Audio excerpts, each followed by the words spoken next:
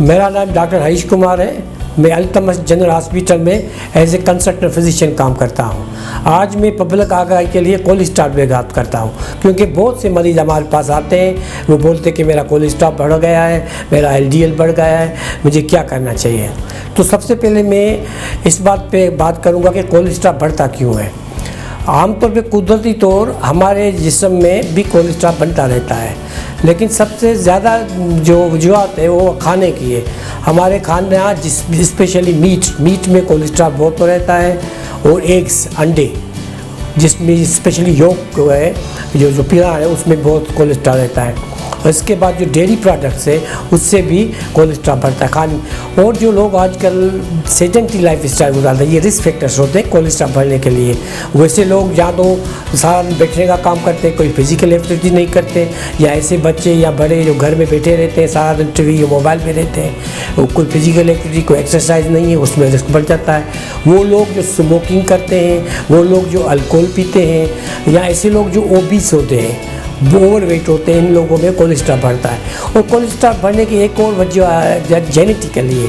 अगर ख़ानदान में कोलेस्ट्रॉल बढ़ा हुआ है, ऐसी बीमारी जिसे हम फैमिलियल हाइपर कोलेस्ट्रोलेसिस बोलते हैं, तो ख़ानदान में विरासत में भी कोलेस्ट्रॉल बढ़ने की टेंडेंसी रहती है, मिलता है।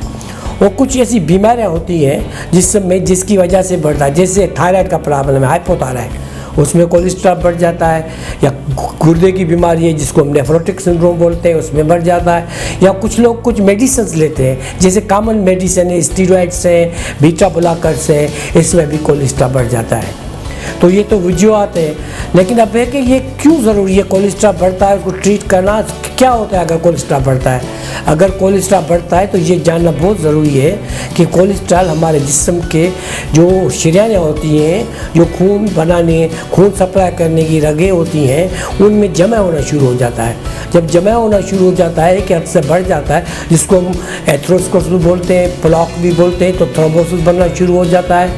इससे क्या होता है कि ब्लड सप्लाई और ऑक्सीजन कंप्रोमाइज़ हो जाती है। तो जिन ऑर्गेनिज्म के वेसिस में ये बढ़ता है, तो ब्लड सप्लाई कम नहीं पहुंच सकती है, जो पहुंचनी चाहिए ऑक्सीजन नहीं पहुंचती है, तो उनका फंक्शन जो है बहुत मुतासर होता है। वो उसके ग्रेव कॉन्सिक्वेंसेस होते हैं, जैसे ऐसे अगर दिल की शरीयानें ब्लॉक हो गई तो हार्ट अटैक होगा, अगर दिमाग की शरीयानें ब्लॉक हो गई तो स्ट्रोक, या जिसको हम फालज बोलते हैं। ऐसे पेट की वेसल्स ब्लॉक हो सकती हैं, गुर्दे की वेसल्स ब्लॉक हो सकती हैं शरीयानें, या जो हमारे पाँव को खून सप्लाई करती हैं शरीयानें, उनमें अगर ब्लड सप्लाई होगा तो हमारे उसको पेरिफेरल वेस्कुलर डिजीज़ बोलते हैं, उससे भी हमें चलने में दिक्कत होगी।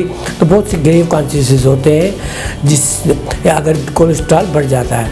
अभी ये है कि हमें कब ट्रीट करना चाहिए, कोलेस्ट्रॉल को कब ट्रीट करना चाहिए, क्योंकि हर एक परेशान होता है मेरा कोलेस्ट्रॉल इतना तो नहीं है, कुछ बोलता है मेरा तो बहुत ज़्यादा है।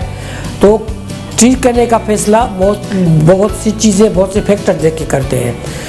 एक होती है प्राइमरी प्रिवेंशन के लिए, जैसे कि किसी को भी हार्ट अटैक नहीं हुआ है, किसी को भी फालज नहीं हुआ है, लेकिन उसका कोलेस्ट्रॉल जिसे हम लिपिड प्रोफाइल कराते हैं, जिसको आम ज़बान में लिपिड प्रोफाइल बोलते हैं, जिसमें LDL देखते हैं, ये टाइप्स होते हैं कोलेस्ट्रॉल की, ट्राइग्लिसराइड होते हैं, HDL होती है। एक तो हम उनकी लेवल्स देखते हैं, दूसरी हम रिस्क फैक्टर्स देखते हैं कि उसकी फैमिली में कहीं पहले हार्ट अटैक तो नहीं हुआ है, कोई फालिज तो नहीं हुआ है, उसकी लाइफ स्टाइल कैसी है, उसका खाना कैसा है। तो ऐसे में हम ट्रीटमेंट का फैसला करते हैं। दूसरे ऐसे पेशेंट होते हैं जैसे जिनको हो चुका है हार्ट अटैक, या जिनको जो है फालज हो चुका है, और जो डायबिटिक है, जो हाइपरटेंसिव है, तो ऐसे में ट्रीट करना बहुत ज़रूरी है। अब कैसे ट्रीट करेंगे? ट्रीट करने के लिए सबसे पहले तो हम लाइफ स्टाइल मॉडिफिकेशन सजेस्ट करते हैं, जिसमें रोज़ाना ज़रूरी एक्सरसाइज होती है, जिसमें हम ये समझाते हैं स्मोकिंग और अल्कोहल स्टॉप कर दें, और अपने डाइट को मॉडिफाई करें, जिसमें low cholesterol diet, deep fried avoid करें, मीट अवॉइड करें, एग्स अवॉइड करें, स्पेशली एग्स के जो है येलो योक जो होता है।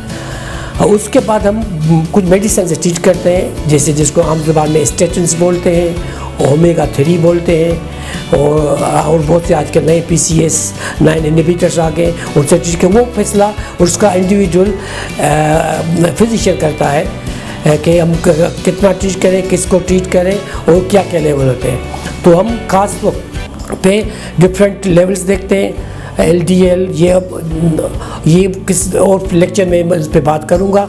अभी इतना मानना ज़रूरी है कि हमें हर एक के कोलेस्ट्रॉल लेवल ट्रीट करना उसके इंडिविजुअल फैक्टर्स पे डिपेंड करता है।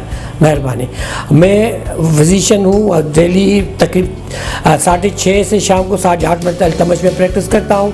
किसी को कोई भी कोलेस्ट्रॉल के बारे में बात करनी हो, मालूमात लेनी है, ट्रीटमेंट लेनी है, तो मैं हाज़िर हूँ।